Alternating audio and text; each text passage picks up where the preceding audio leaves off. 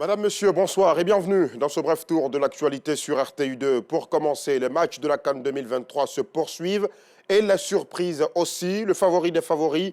Le Maroc est tombé hier à San Pedro après une défaite en huitième de finale contre l'Afrique du Sud.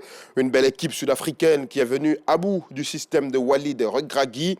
C'était le découragement total chez les supporters ivoiriens et marocains après ce match. Eux qui espéraient une victoire du Maroc en signe de reconnaissance pour avoir permis à la Côte d'Ivoire de se qualifier en huitième de finale. Nous irons voir à 19h30 l'ambiance qui a prévalu durant ce match et même après.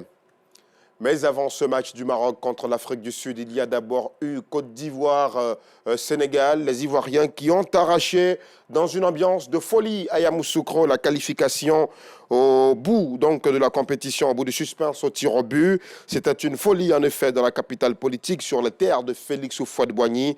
Les maquis et les bars, les rues et les ruelles, comme vous pouvez le voir sur ces images, ont refusé du monde. Les Ivoiriens ont fêté jusqu'au petit matin.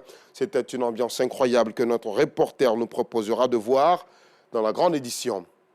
Et dans un autre chapitre, à l'appel des responsables du centre ivoirien anti-pollution, SIAPOL, les industriels des régions du Tonkpi, Guémon, Cavali, Bafing, Folon et Kabadougou se sont retrouvés dans la ville de Mans. L'objectif de cette rencontre, qui a aussi enregistré la participation du corps préfectoral et des autorités coutumières, était de sensibiliser sur les méfaits des substances toxiques produites par les industries qui font fi des réglementations en vigueur. Gervais Kouassi, notre correspondant dans la région y était. Son point complet à 19h30.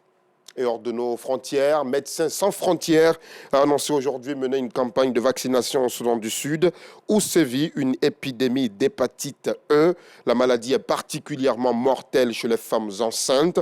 La campagne de vaccination en cours depuis le 11 décembre est la première à être menée pendant la phase aiguë d'une épidémie active et dans une région aussi reculée et sujette à des inondations récurrentes. C'est ce que souligne l'ONG dans un communiqué.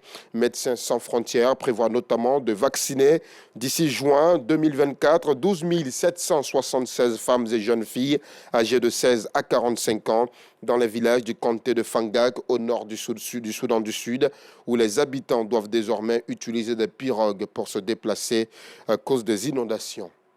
Et nous voilà au terme de ce bref tour de l'actualité. Merci de votre fidélité. Retrouvons-nous, si Dieu le veut, à 19h30.